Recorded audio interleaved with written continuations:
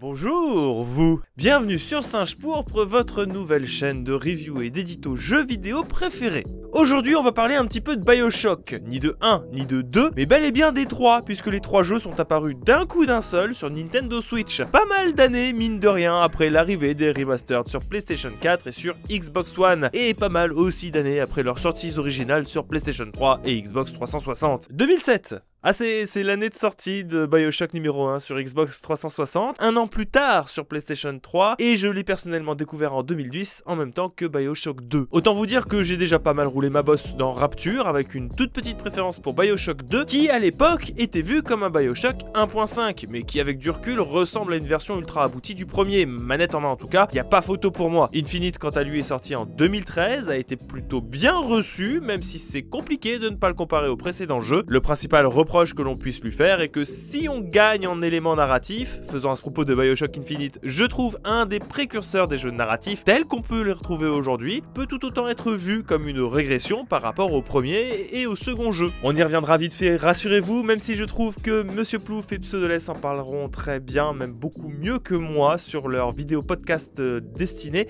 à BioShock Infinite. BioShock, c'est avant tout un jeu qui aura su marquer la 6ème génération de consoles, sorti en exclusivité temporaire sur Xbox 360, un univers marqué par la patte de Ken Levine, considéré comme étant un des meilleurs conteurs de la décennie par Game Informer. Et cette patte de conteur, eh bien, on la retrouve dans le monde développé, dans Rapture et dans une moindre mesure dans Columbia. Bourré de petits détails, une aventure épique dans un environnement qui vit, qui a vécu et vivra peut-être quelques temps encore après vous. Des tranches de vie relayées par messages audio que le joueur va donc devoir chercher s'il souhaite comprendre le monde dans lequel il évolue. Le tout dans des mondes en perdition, des utopies brisées en plein vol, témoins d'un cataclysme humain. Le premier BioShock sera un véritable succès, 39 millions d'unités vendues quand même si l'on en croit VG Charts, là où les deux autres auront eu un peu plus de difficultés, même si le succès semble quand même au rendez-vous. Des jeux qui nous seront parvenus jusqu'à aujourd'hui via les différentes remastered collections, que ce soit sur PC, sur PS4, mais également sur Xbox One, et surtout, et c'est ce qui nous intéresse aujourd'hui, avec le récent portage de cette collection de remastered sur Nintendo Switch. Un portage annoncé lors du dernier Nintendo Direct Mini en date, un petit peu en catimini et surtout avec d'autres jeux de 2K Game, XCOM 2 et Borderlands Handsome Collection. Des portages qui, cela dit en passant, ont fait parler d'eux, tout juste les premiers chapitres sur les cartouches, les jeux réclament que vous fassiez beaucoup de place sur votre Switch. C'est pas pour rien que 2K m'a aussi envoyé une micro-carte SD avec son kit presse. D'ailleurs vous êtes bien gentil, mais vous voulez que je fasse quoi avec des salles de bain radioactifs? Dans cette fameuse collection BioShock, on retrouve donc évidemment le premier opus, très certainement le plus célèbre et le plus mémorable, dont l'introduction va certainement encore rester accrochée à la mémoire des joueurs pendant longtemps. On y incarne Jack, le seul rescapé d'un accident d'avion écrasé en plein milieu de l'océan Atlantique. Son salut, il le doit à la présence d'un phare en plein milieu de la mer qui l'emmène à la cité sous-marine de Rapture. Une ville construite autour du rêve d'un seul homme, Andrew Ryan, un épisode qui a donc posé les bases de cette courte licence, que ce soit en termes de thématiques chères à Irrational Game, des problèmes de société, les limites de la science, la déontologie, la politique, l'autoritarisme, la manipulation des masses, et j'en passe, des vertes et des pas mûres. Le tout dans un huis clos assez bien foutu, Rapture, la ville sous la mer, étouffante qui a connu un désastre interne et dont les survivants sont devenus complètement cinglés à cause de l'exploitation de la dent, une ressource rare qui permet entre autres l'utilisation des plasmides. Alors ça fait beaucoup d'informations d'un coup. Retenez juste qu'ici on a un jeu à mi-chemin entre le survival horror et l'action aventure et que l'utilisation des dites plasmides, que ce soit en combat ou lors de la résolution des énigmes, c'est quand même vachement cool. Ajoutez à cela une ambiance absolument unique qui vient sublimer le tout et la présence de Big Daddy, des sortes de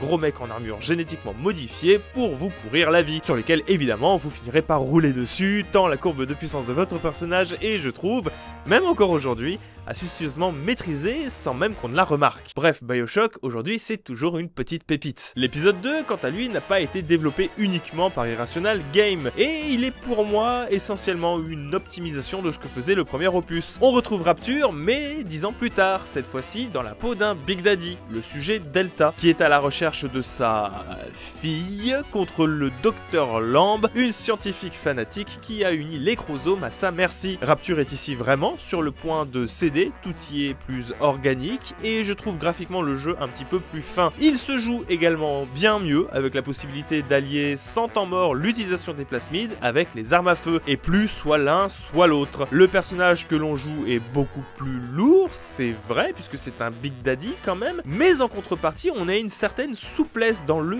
gameplay, ce qui rend l'expérience bien plus agréable mine de rien et fait passer outre le fait qu'on soit quand même sacrément lourd. La manette vibre quand même quand vous sautez pour signifier que vous êtes quand même lourd quoi. Bref, un jeu qui a appris des quelques rares reproches que l'on pouvait faire au premier opus et c'est toujours une petite pépite pour moi. Même si effectivement on peut souligner une certaine redondance si on fait les deux opus à la suite. C'est BioShock Infinite qui va trancher radicalement avec les deux autres. On quitte l'asphyxiante Rapture pour une nouvelle ville dystopique, Columbia. Les thématiques changent également, racisme, suprémacisme, religion et mécanique quantique sont ici à l'honneur. Un jeu centré sur un récit diablement prenant, celui du sauvetage d'Elizabeth, qui va vous accompagner tout au long du jeu. Un jeu qui de prime abord ne semble pas lié aux deux premiers, mais dont le dernier DLC, le tombeau sous-marin, fait un lien avec Rapture. Le jeu est encore une fois un peu plus fin que les deux précédents, ça tourne toujours très bien sur Nintendo Switch, mais on perd un petit peu beaucoup, à mon sens, par rapport à ce qui faisait le charme des BioShock sous l'eau. Déjà, la ville dans le ciel, oui, parce que je l'ai pas précisé, mais Columbia est dans le ciel, c'est quand même moins angoissant que sous l'eau, ça donne une certaine impression de liberté qui va en fait se briser par le côté mine de rien assez linéaire du jeu. En tout cas, un jeu beaucoup plus dirigiste que les deux premiers opus. On note également le fait qu'on ne puisse avoir que deux armes, le plot twist final est assez bateau et incompréhensible, ou encore le rôle des toniques qui sont des plasmides sans le nom et ni même la légitimation scénaristique derrière. Après BioShock Infinite, ça reste quand même assez cool au fond à parcourir, on va pas se mentir. Voilà ce que c'est concrètement les 3 BioShock pour la faire courte. Et on est sur une offre mine de rien assez qualitative avec 3 jeux dans une seule cartouche. Enfin, 3 jeux vite fait, mais on va y venir. Une offre qui, encore une fois pour moi, est toujours pertinente en 2020 et quelque part c'est ça le plus important. Maintenant, la question que tout le monde se pose, c'est sur Switch, mon bon, ça vaut quoi en fait? Comme sous-entendu sur la première partie, en vrai, ça passe. On est sur un niveau technique assez similaire à ce qu'on a eu sur la version PlayStation 3 et Xbox 360. Le contraire m'aurait étonné compte tenu de ce qu'est capable de fournir la Switch, faut le rappeler. Il y a des baisses de framerate quand il y a trop d'effets à l'écran ou trop de personnages, mais jamais vraiment rien d'alarmiste en fait. C'est assez fluide dans l'ensemble avec un solide 30 images par seconde. Ah bah oui, faut pas s'attendre à des miracles non plus. 720p en mode portable, 1080p en docké, passer de l'un à l'autre se fait donc très bien. Une petite préférence, cela dit, pour moi, pour le mode docké, pour un meilleur confort manette en main. Oui, parce que si sur la plupart des jeux les Joy-Con suffisent amplement, force est de constater que pour un FPS, waouh, c'est chaud à manipuler et j'ai quand même beaucoup de mal à me déplacer dans les environnements quand tout est aussi confortable en fait avec une manette pro. Il est là pour moi le gros point faible de ce BioShock Collection sur Switch. Et fort heureusement que l'aide à la visée est bel et bien présent. Une expérience globale qui malgré tout est assez satisfaisante. Je pinaille évidemment, c'est quand même assez ouf de se dire qu'on peut jouer à BioShock dans nos mains. Cela dit, j'ai encore 2-3 petits trucs qui franchement sont assez fâcheux et peuvent vous y prendre à 2 fois avant de prendre le jeu ou pas. Et cette fois, on va plus dans le domaine de la démarche à proprement parler de 2K vis-à-vis de BioShock et d'autres jeux et de comment est-ce qu'ils voient la Switch. BioShock Collection, le principe c'est de vendre des BioShock Remastered sur PC, PlayStation 4 et One. Oui, le remaster dans ce cas-là, il est légitime. Sur Switch, je vous l'ai dit, mais en fait on est très proche de ce que faisaient les jeux sur leur support d'origine. Je trouve ça personnellement assez étrange de laisser l'appellation Remastered pour des portages en réalité. C'est un poil mensonger. Les vrais Remastered sont ailleurs. Après, heureusement, les jeux étaient déjà très beaux à leur sortie et conservent leur charme d'antan. Cela dit, et on en vient à un problème plus épineux, c'est celui du prix. Et oui, peut-être que garder le mot Remastered était en fait là pour justifier un prix assez corsé. Alors que le BioShock Collection commence à se faire assez vieux, quand même 4 ans s'il vous plaît, qu'on peut le trouver d'occasion, voire même neuf en boutique pour 20 balles à tout péter, le voir arriver à 50 voire 60 € sur Nintendo Switch, je trouve ça assez gonflé. Surtout, et on y revient, pour un portage, pas vraiment un remastered. Après, dans le lot, c'est vrai qu'il y a 3 jeux, qu'on peut les prendre à l'unité pour 20 balles sur l'eShop chacun, mais